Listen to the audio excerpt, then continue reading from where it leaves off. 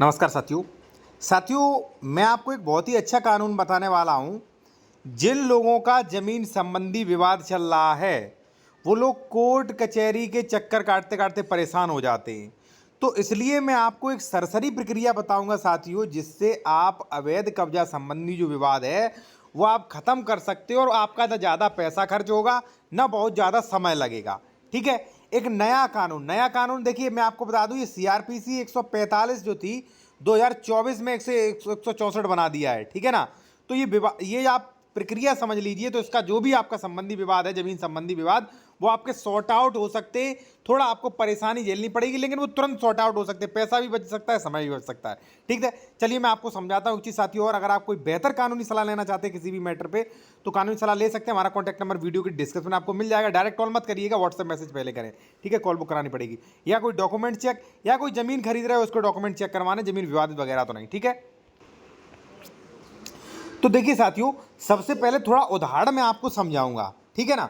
देखिए साथियों, जमीन के विवाद आपके कई प्रकार के हो सकते हैं। मान लीजिए ये आपकी जमीन है, मैं अलग अलग समझाऊंगा थोड़ा। ठीक है ना। ये आपकी जमीन है। अब ये पड़ोसी खातेदार जो है वो यहाँ पे विवाद कर रहा है। ये पड़ोसी खातेदार, ठीक है, ये यहाँ पे कब्जा कर रहा है। तो भाई आप चुपचाप मत बैठिए, आप रेगुलर प्रक्रिया में मत जाइए भाई, फंस जाओगे कोर्ट कचहरी के चक्कर में। ये नहीं कह रहा हूं बिल्कुल जाइए, वो बात की बात है। लेकिन आप भाई 145 ट्राई करिए, 145। ठीक है ना। ये क्या कहता है कि जहां भूमि या जल संबंधी विवादों में प्रशांत भंग होना संभाव्य हो, वहां जो है, देखिए वहां पे क्या किया गया है, एसडीएम को पावर दी गई है।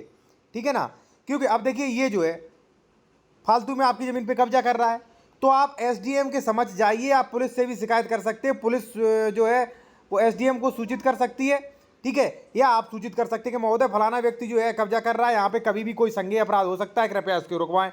तो एसडीएम जो है वो दोनों लोगों के अभिलेख वगैरह देख के दोनों से कोर्ट में बुलाएगा और कहेगा भाई अपने अपनी जगह पे रहिए। ठीक है।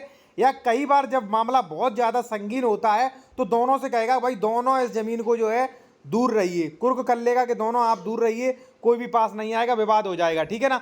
तो दोनों ही जो है अलग रहेंगे। ठीक है। कई बार हमने देखा है कि जब बंटवारा संबंधी अन्य कोई विवाद होता है, नहीं दोनों पक्ष में जो है तनाव की स्थिति होती है, तो एसडीएम वगैरह मजिस्ट्रेट वगैरह कहते हैं कि भाई दोनों लोग दूर रहो इस प्रॉपर्टी से, ये प्रॉपर्टी खाली पड़ी रहने दो।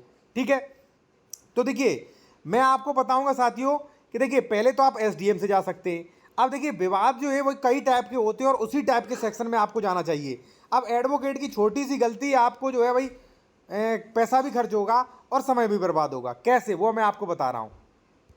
देखिए साथियों, जैसे मान लीजिए जमीन आपकी है, इस पर कई टाइप के विवाद हो सकते हैं। पहला विवाद तो हो सकता है सह खातेदारों को लेकर। ठीक है। दूसरा विवाद होता है मंजुमला गाठा नंबर को लेकर। तीसरा विवाद होता है घर परिवार को लेकर। चौथा विवाद होता है पड़ोसी सह खातेदार को लेकर। ठीक है। पांचवा विवाद हो सकता है आपका डबल रजिस्ट्री, या मान लीजिए कोई। ठीक है। तो अगर मान लीजिए आपका पहले से कब्जा है और कोई जबरन आपको घसीट रहा है, यहां से निकालना चाहता है, तो सबसे अच्छा आपके पास रहेगा सीआरपीसी 145। ठीक है। ये आपके पास रहेगा। दूसरी चीज, कई मामलों में हमने देखा है कि भाई उन लोगों को है निकाल दिया जाता है, या मान लीजिए आपको हटा दिया गया है, तो हटाने के बाद भी एक शासी प्रोसीजर है कि अगर मान लीजिए कोई आपका कब्जा था एक्स प्रॉपर्टी पे, बी आया, बी ने आपको यहाँ से हटा दिया, अब बी का कब्जा हो गया और आपको निकाल दिया, तो यहाँ पे जो है स्पेसिफिक रिलीफ एक्ट सेक्शन 6 जो है, इसके अकॉर्डिंग अगर 6 महीने से ज़्यादा 6 महीने के अंदर जो है आप कोर्ट में केस ला सकते हो वापस कब्जा पाने के लिए, चाहे आप किराएदार हो, चाहे पट्टा हो, चाहे आपका एग्रीमेंट रहा हो। ठीक है। और साथियों, मान लीजिए आपका परिवार संबंधी पुराना कब्जा है, तो पुराना कब्जा 145, मान लीजिए 10 साल 15 साल पुराना कब्जा है। ठीक है। तो पहली बात तो कई लोग क्या कर रहे हैं, एप्लीकेशन जो देते हैं उसमें लिख देते हैं कि भाई बी जो है हमारी जमीन पे जो है 10 साल से कब्जा किए। भाई 10 साल से कब्जा किए, फिर तो वो प्रार्थना पत्र कैंसिल कर देंगे। वो कहेंगे भाई पुराना कब्जा है, आप धारा 24 करा लो, 134 करा लो, आप सिविल कोर्ट चले जाइए, धारा 6। ठीक है। तो पुराना कब्जा नहीं दिखाना है भाई। 10 रुपए, 10 रुपए वाले, 20 रुपए वाले, 50 रुपए वाले एडवोकेट से या मुंशी से आप ही लिखवाओगे एप्लीकेशन, तो उससे कब्जा थोड़ी हट जाएगा आपका। ठीक है ना।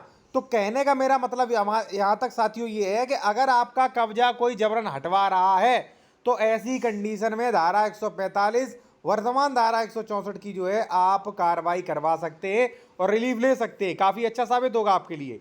ठीक है ना। और देखिए मैं एक चीज़ और बता दूं आपको कि अगर आप बेहतर कानूनी सलाह लेना चाहते हैं तो कॉन्टैक्ट नंबर हमारा वीडियो के डिस्क्रिप्शन में मिल जाएगा आपको। आप जो व्हाट्सएप पे मैसेज करके अपना अपॉइंटमेंट लेके बात कर सकते हैं, या कोई डॉक्यूमेंट्स वगैरह वेरिफिकेशन करवाना चाहते तो आप बेहतर तरीके से करवा सकते हैं। ठीक है साथियों, इसी के साथ धन्यवाद।